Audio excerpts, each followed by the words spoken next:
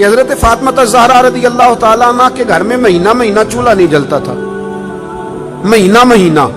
یہ بات کہنی بڑی آسان ہے اور کرنی بڑی، دوپہر کے جس سالن کے ساتھ روٹی ملتی ہے نا، شام کو وہی بچوں کو دے دے تو بچے برگر لینے چلے جاتے ہیں، کہتے ہیں یہ نہیں ہم سے کھایا جاتا، یہ آپ نے کیا، وہ دوپہر کو بھی وہی تھا اور اب بھی وہی کھائیں، اور مہینہ مہینہ چولہا نہ جلنا۔ ہر کتاب میں آپ کو ملے گا کہ مہینہ مہینہ بس سرکے پہ، کھجور پہ، دودھ پہ گزارا ہے، مہینہ مہینہ چولہا نہیں جلا۔ اور مزے کی بات یہ ہے کہ اسی کتاب کے اگلے صفحے پہ یہ بھی لکھا ہے کہ چولہا مہینہ مہینہ نہیں جلا، پر دروازے پہ جو مانگنے آیا ہے اسے جھولی بھر کے عطا فرمایا۔ مالا والے سخی نہیں ہوندے تے سخیاں کول مال نہیں ہوندا، مالا والے سخی تے سخیاں کول مال، پر ایتھے اوتھے دوویں جہانی سخی کنگال نہیں ہوندا۔ یہ بھی بات پکی ہے کہ وہ کنگال بھی ہو سکتا۔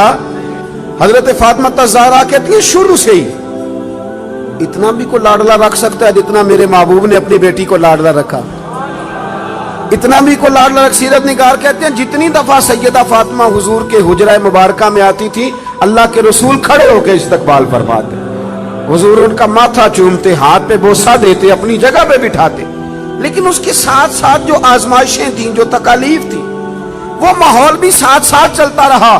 میرے دوستو اس بات کو سمجھنا، ایک دن گلی سے گزر رہی تھی، ابو جہل نے نبی کریم علیہ السلام کے بارے میں معاذ اللہ ثم معاذ اللہ نقل کفر نہ باشد کوئی بات کر دی، تو بیٹی تو میری آپ کی بھی ہو تو وہ بھی برداشت نہیں کرتی۔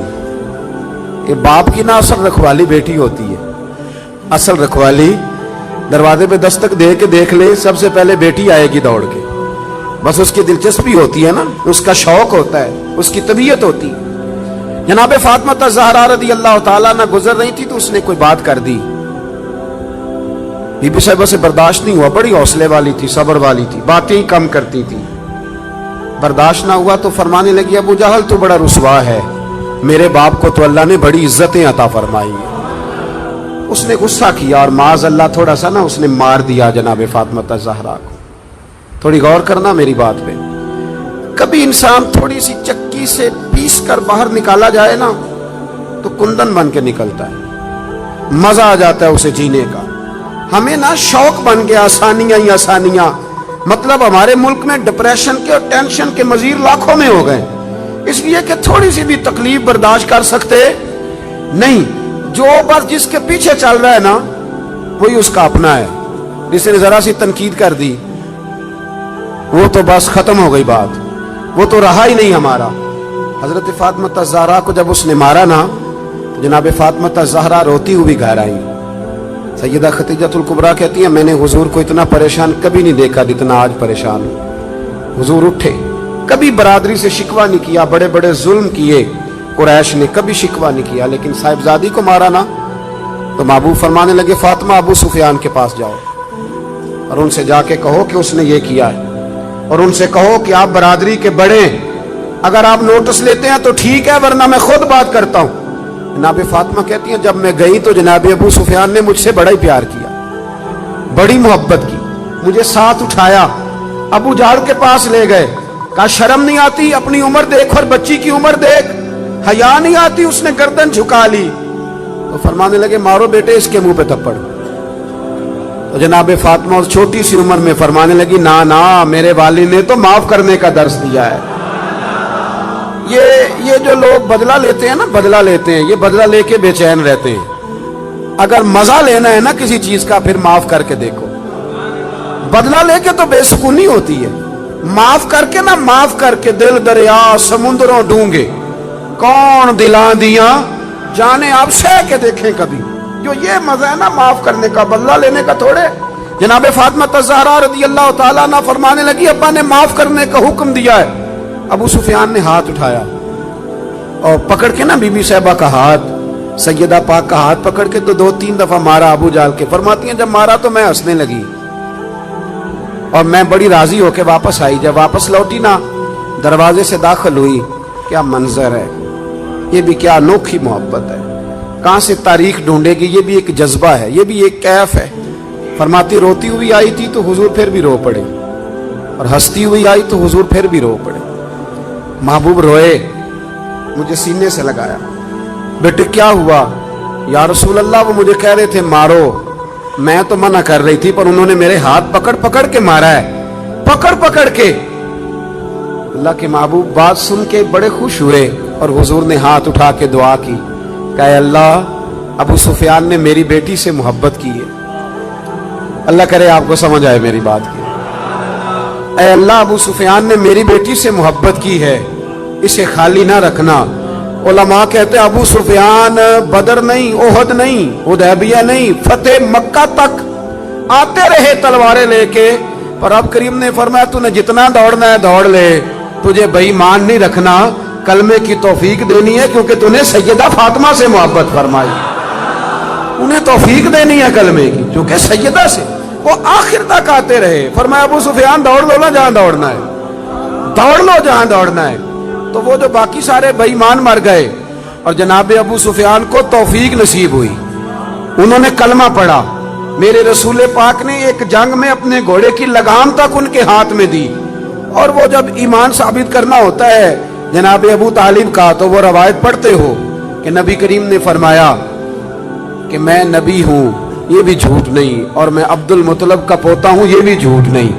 تو اس حدیث کے راوی بھی تو جناب ابو سفیان ہی ہے نا, وہی تو اس کو روایت فرماتے. تو میرے بھائی جناب فاطمہ الزہرا رضی اللہ تعالی عنہ سے جس نے بھی پیار کیا, جتنا بھی پیار کیا, جس رنگ میں بھی پیار کیا. عارف رومی نے لکھا ہے, وہ کہتے ہیں کہ ایک دن حضرت بلال حبشی بیٹھے تھے. میری باتوں کی سمجھ تو آ رہی ہے نا آپ حضرات کو؟ فرماتے ہیں ایک دن نا بیٹھے تھے حضرت بلال حبشی, تو اور بھی کچھ غلام بیٹھے تھے. تو حضرت بلال حبشی کہنے لگے یا رسول اللہ کوئی حکم؟ فرمایا نہیں, سارے کام آج کے ہو گئے. حضور اجازت ہے جاؤں؟ اجازت لے کے نکلے تو ایک صحابی عرض کرنے لگے یا رسول اللہ یہ اکثر اجازت لیتے ہیں, بلال کہاں جاتے ہیں؟ حضور نے فرمایا جا دیکھا جا کے کہاں جاتا ہے, بات ہی ختم کر. ویسے یہ بھی ایک مزہ ہے اگر آپ کبھی لیں تو. کچھ لوگوں کو نا صرف تجربے سے ہی سمجھ آتی ہے, آپ جتنی مرضی دلیلیں دیں ان کی عقل میں بات اترتی. فرمایا تو جا, جا کے دیکھا. حضرت رومی کہتے ہیں وہ گئے, دیکھ کے واپس آئے, کہنے لگے وہ تو سیدہ فاطمہ کے گھر چلے گئے. تو محبوب فرمانے لگے بلال بات کو سمجھ گیا ہے, میری مراد تک پہنچ گیا. جب فارغ ہوتا ہے نا تو میری شہزادی کی چکی پیسنے چلا جاتا ہے, جب فارغ ہوتا ہے تو ان کے گھر چلا جاتا ہے, وہاں جا کے ڈیوٹی کرتا ہے. وہ سمجھ گیا ہے کہ محبوب نے فرمایا ہے یہ میرے جگر کا ٹکڑا ہے, جس نے اس سے محبت کی اس نے مجھ سے محبت کی, اور جس نے اس سے بغض رکھا اس نے مجھ سے بغض رکھا. میرے رسول کریم سرور کائنات صلی اللہ تعالی علیہ وسلم کے غلاموں کا سیدہ فاطمہ الزہرا کے ساتھ رشتہ محبت. آپ کو ایک بات بتاؤں, انسان جس سے بڑا پیار کرتا ہے نا اسے وہ چیزیں دیتا ہے جو اسے بڑی اچھی لگتی ہے. تو آپ جب کسی سے محبت کرتے ہیں نا, جب پیار کرتے ہیں تو پھر آپ ڈھونڈتے ہیں, چیز کو تلاش کرتے ہیں, آپ تجسس کرتے ہیں. میں اپنے حضرت صاحب کے ساتھ اللہ نے مجھے موقع دیا تو میں مدینہ شریف حاضر ہوا. تو میں نے ایک سنگی سے کہا کہ میں نے نا حاضر ہونا ہے تھوڑی دیر تک, تو کب آ جاؤں؟ تو وہ کہنے لگے کہ میں آپ کو فون کر دوں گا. انہوں نے کہا فون کر دینا. تو میں بازار میں نکل گیا, چھڑی بڑی پیاری پکڑا کرتے تو میں چھڑی ڈھونڈنے لگا مدینہ شریف کی گلیوں سے. میں نے کہا کہ کچھ چیزیں لذت لینے والی ہوتی ہیں, وہ طاری ہو جاتی ہیں. میں تلاش کرتا رہا. تو انہوں نے نا ایک دو فون مجھے کیا کہ اب آ بھی جاؤ. تو میں جب وہاں پہنچا تو کہنے لگے کدھر رہ گیا تھا یار تو, اگر وہ آرام کرنے لگتے تو پھر کیا بنتا. تو میں نے کہا چھڑی تلاش کر رہا تھا. تو کہنے لگے اتنی ساری چھڑیاں تھی, کوئی لے آنی تھی. میں نے کہا کسی کو دینی دلانی ہوتی تو لے آتا نا, یہ تو پیش کرنی تھی. تو یہ منظر کچھ اور تھا نا, یہاں رویہ کچھ تھوڑا سا اور ہے. وہ ایک دانشور میں لکھا ہے نا, وہ کہتے ہیں میں وضو کر کے نکلا تو بیوی کا دوپٹہ میں نے پکڑ لیا منہ صاف کرنے کے. تو اہلیہ محترمہ کہنے لگی ابھی سویرے ہی دھویا تھا. 2 قدم آگے بڑھ جاتے تو اندر تولیہ بھی تو پڑا ہی تھا نا. وہ کہتے ہیں چلو, میں نے کہا کہ آئندہ احتیاط کروں گا. کہتے ہیں اگلے دن ہی نا میں وضو کیا تو میں نے اپنی اماں کا دوپٹہ پکڑا. اماں کہنے لگی پتر ٹھہر جا ذرا, یہ دھلا ہوا نہیں, میرا اندر دھلا ہوا پڑا ہے, میں وہ تجھے دیتی ہوں. اب فرق ہے نا دونوں باتوں میں. اس نے کہا اندر میرا دھلا ہوا پڑا ہے, وہ میں تمہیں لا کے دیتی ہوں. اب یہ گھر جا کے آپ بات بتائیں گے تو میرے خلاف نہ کر دینا سارا ماحول. لیکن یہ کیفیت ہے نا, یہ کیفیت ہے نا. میں دوستوں کو کہہ رہا تھا کہ بہنوں اور بیٹیوں کو عید ذرا وقت پہ دے آنا, وقت پہ دے آنا. وجہ اس کی پتہ کیا ہے؟ بیوی کو آپ 1,00,000 روپیہ دیتے ہیں نا شاپنگ کرنے کے لیے عید پہ, تو وہ کہتی ہے تو کو نوکھے نہیں دیتا, سارا زمانہ ہی دیتا ہے.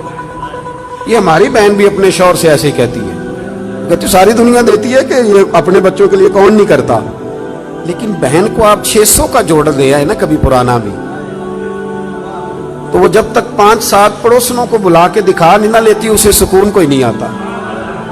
اور وہ والا وہ پہنے گی اور پہن کے کہے گی بھائی بڑا اچھا ہے, وقت پہ آتا ہے, اور سارے زمانے کو بتائے گی. اور میرے جیسے پیر صاحب کی مٹھی میں 5,000 کا نوٹ پکڑائیں کہ حضرت صاحب دعا کر دیں, تو دعا یاد کی ہوتی ہے, رٹی ہوتی, پکی کیسٹ صاحب کے لیے. اللہ بھلا کرے, اللہ خیر کرے, اللہ ماشاء اللہ, وہ پکی کیسٹ پیروں نے یاد کی ہوئی ہے. اور میرا ایک دوست ہے, کبھی کبھی عذرائے محبت کہا کرتا تھا کہ مجھے بہت سارے پیروں کی دعائیں یاد ہو گئی ہیں, کیونکہ اللہ ماشاء اللہ کچھ کرتے بھی صرف دعا ہی ہے نا. ایک مجھے کہنے لگا ہمارے حضرت صاحب تقریر نہیں کرتے, وہ کرتے نہیں. میں کیا کرتے اس لیے نہیں کہ انہوں عمدی کوئی نہیں, ورنہ تقریر نہ کرنا معرفت نہیں, خطبہ دینا تو میرے رسول اللہ کا طریقہ ہے, یہ تو نبی پاک کا طریقہ ہے. تو میں نے کہا آپ پیر صاحب سے ملاقات ہوئی تو انہیں کچھ کتابیں پیش کرنا, انہیں کہنا انہیں پڑھا کریں اور واز کیا کریں, یہ نبی کریم کی سنت ہے صلی اللہ علیہ.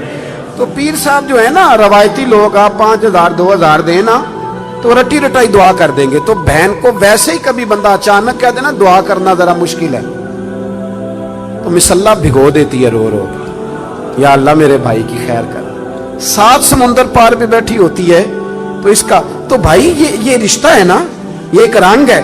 جو خاص چیز ہوتی ہے وہ آپ دیتے ہیں, خاص چیز, خاص سمجھ لو.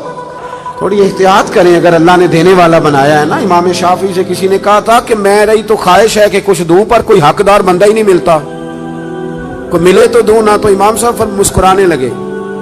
میں نے کہا حضور آپ مسکرائے کیوں؟ تو فرمانے لگے سوچ رہا ہوں کہ جو کچھ اللہ نے تجھے دیا ہے تو اس کا حقدار تھا, تو حقدار تھا. جب رب کریم نے اپنے فضل سے دے دیا ہے تو اللہ کے بندوں کو تلاش کرتا پھرتا ہے, ٹٹولتا پھرتا ہے. تو تھوڑا سا نا سمجھے چیز. ہم نے سخاوت امیروں کے ذمہ لگا دی,